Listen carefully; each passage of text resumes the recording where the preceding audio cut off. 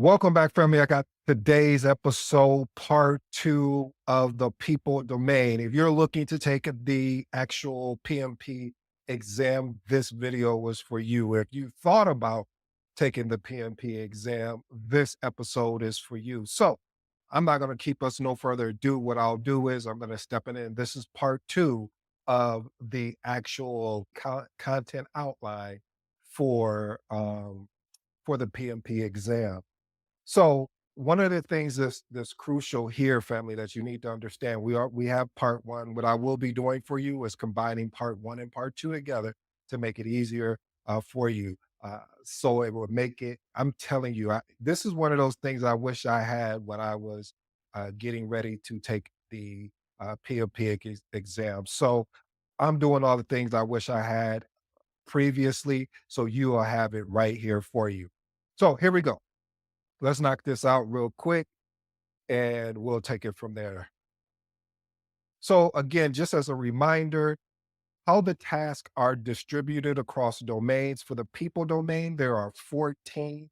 Process is 17. That's your biggest one, of course. And we will be doing a full episode on that. We'll probably break that down part one and part two. And then the last and final one is business environment, which consists of 35, which brings the total, grand total to 35. So let's get into task number seven. Task number seven is addressing impediments, obstacles, and blockers. There are four components here that you want to look at. First one, and I say components meaning part of the task. So determine critical impediments. What does that mean? Let me expand this a little bit more.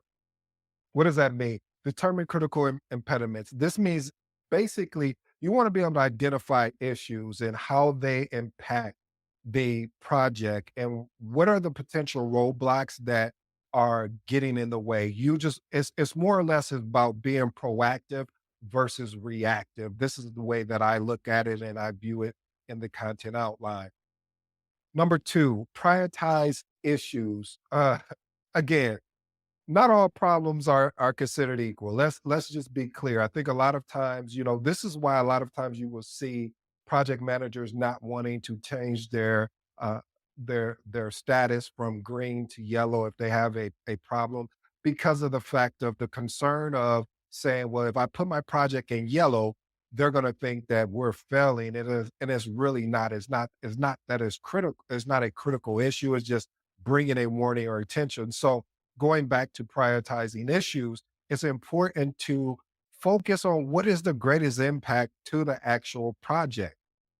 And you do that by ensuring you're efficient when it comes to prioritization and then uses the necessary resources in the problem solving aspect. You know the model here. We don't focus so much on the problem that we lose sight or vision, I should say, from the actual solution, which transition us into number three, implement solution. Again, I'm going to say it over and over. So that way, if you're taking the PMP exam, you're going to be thinking, okay, the PMP exam is asking me for a solution because the majority of the questions always end with, and this is situational, what should the project manager do next?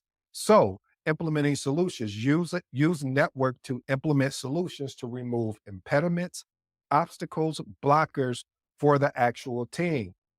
You want to be able to leverage the organizational assets, your relationships with stakeholders, and making sure the project team collectively resolves issue efficiently. What happens a lot of times is how you can get tripped up is that you think, oh, I need to just go solve this problem on my own. No, this is why you have a project team. So a project team can help in solving these issues efficiently. And then the final step, or I should say the final component here in task number seven is continually reassessment. You want to reassess continually to ensure the impediments, those obstacles and blockers for the team are being addressed. Again, family, what do we do here? We focus on the solution. Once we identify the problem, okay, now we prioritize the problem, then we implement the proposed solution, and now we're reassessing to see have they been addressed, and then providing ongoing process helps maintain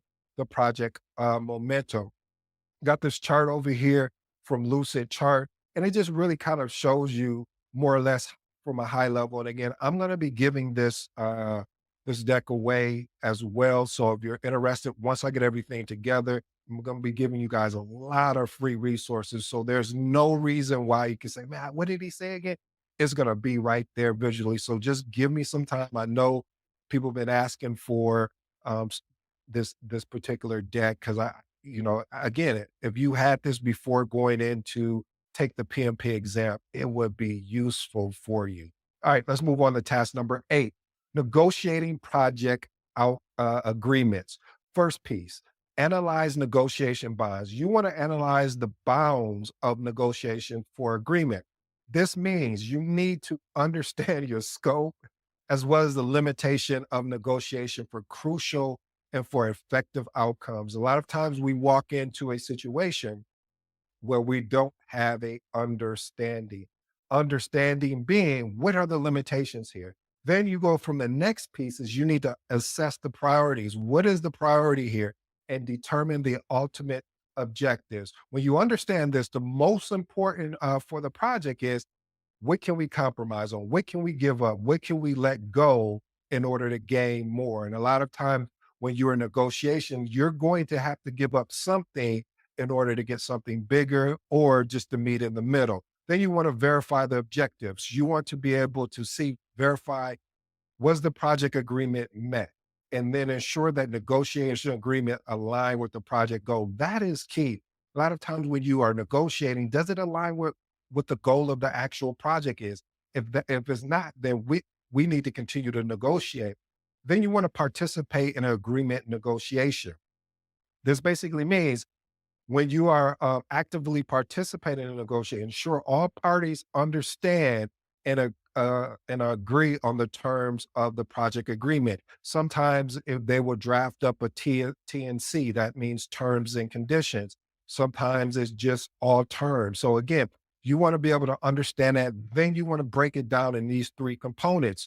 I look at it as saying, have open communication. You want to be collaborating as well as willingness to compromise. A lot of people don't want to compromise. It's like my way or the highway, but you have to have that compromising aspect. You have to be willing to collaborate, not just with your project team, but also with if you're negotiating with a vendor and even with your project team, if you're negotiating resources with maybe their direct reports, you have to have that collaborative approach. And then you want to keep your communication open or what I call being transparent. And the last and final component is determine strategy, determine a negotiation strategy.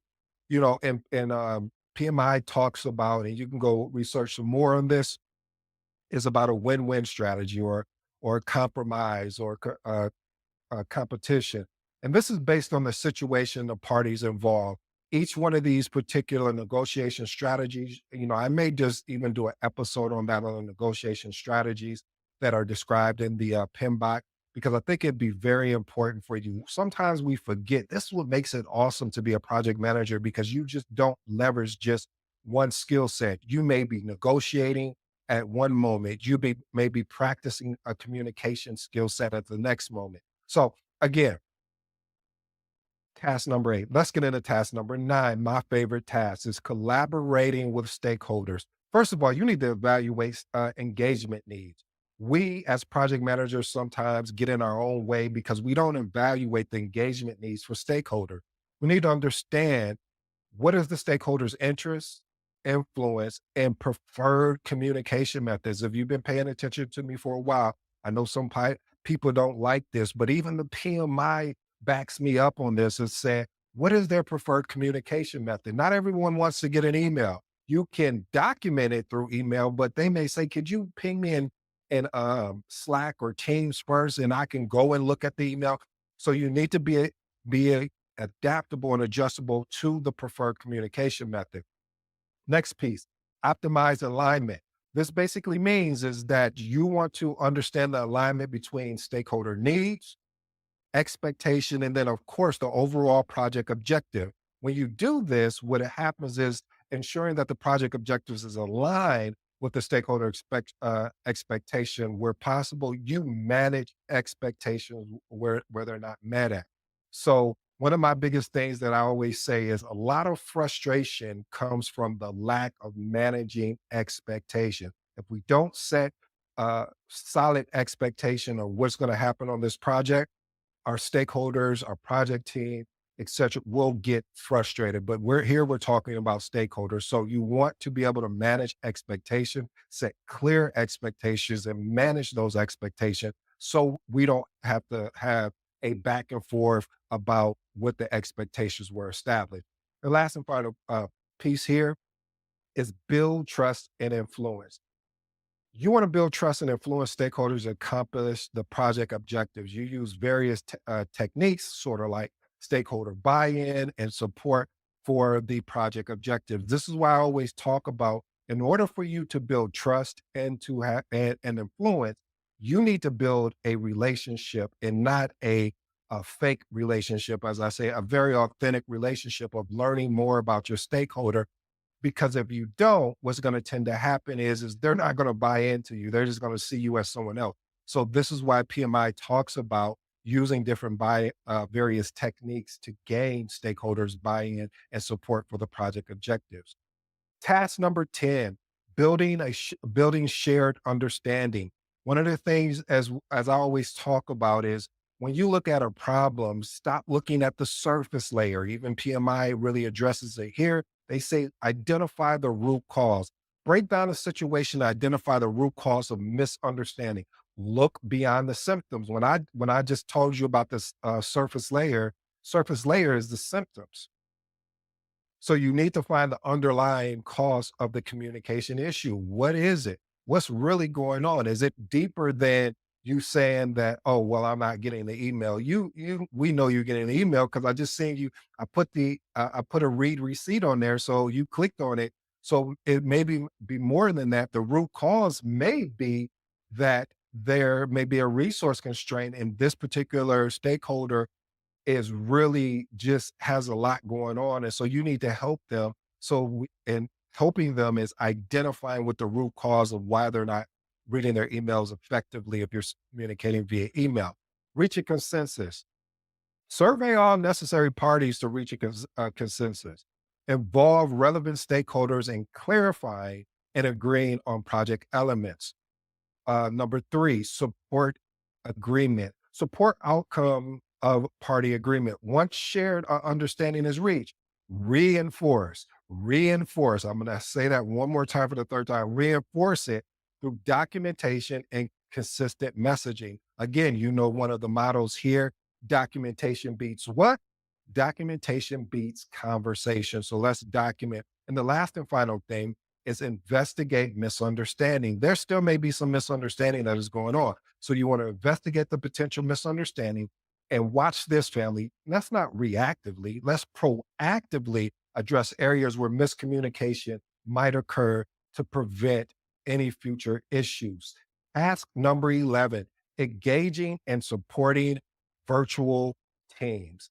You want to be able to examine virtual teams' needs, and that may be let's consider the time zones. I keep telling you, we work in a global economy now, especially as a project manager. I may be working with someone in the UK, maybe be working with someone in Africa. So I have to be able to accommodate. Is really and I guess I'll go into the next pieces investigate alternatives. What does those alternatives look like? Maybe this week we meet in my time zone. I'm in North America, so maybe we meet in my time zone.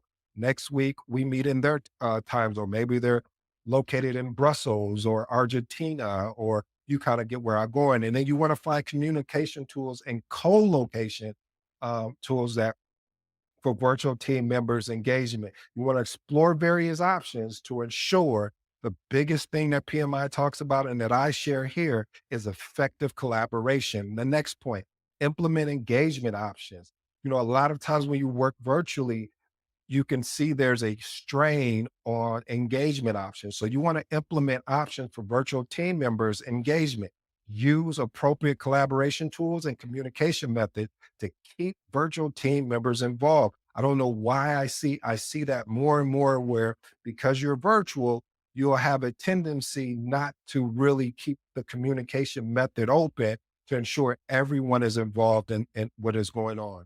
The last and final one is evaluate effectiveness. See if this is working.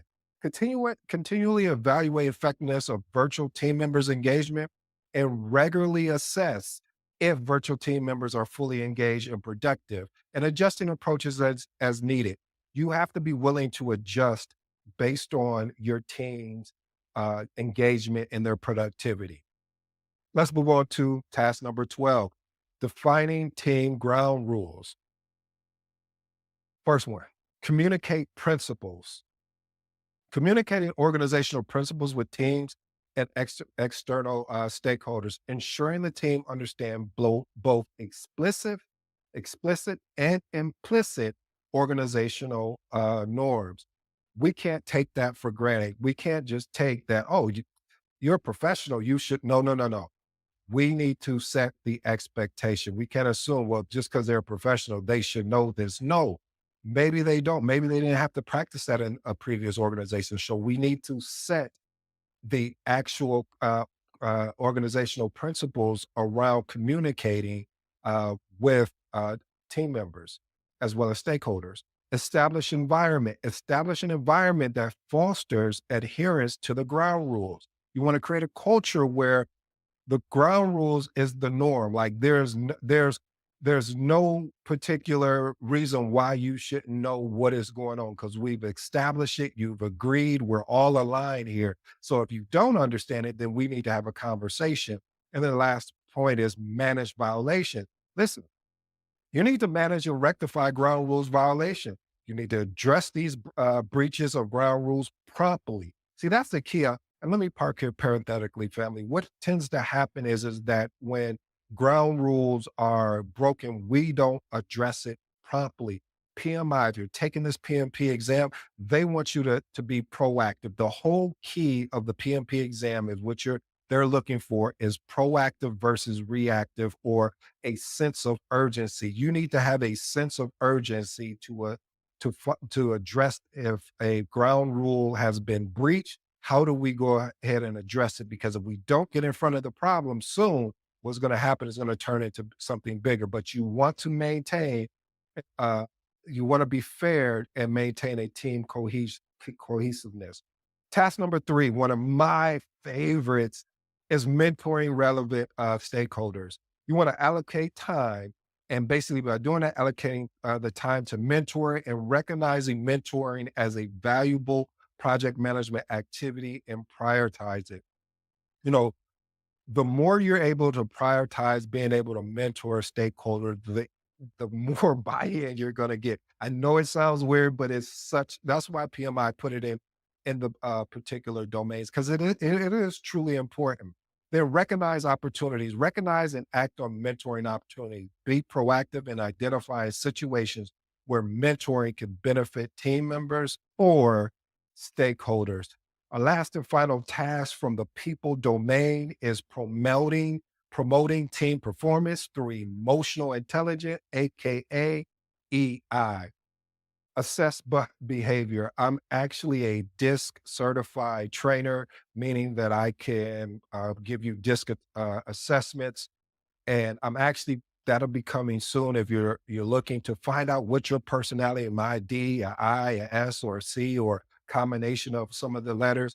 That is coming to you soon as well, because I want to help some people. Because once you understand kind of what your personality is, you're able to, and even the project manager, when I'm able to assess, like, okay, this person is dominant. So I know is a D, which is dominance. Once we get in a meeting, I know that they're going to try to hijack the meeting.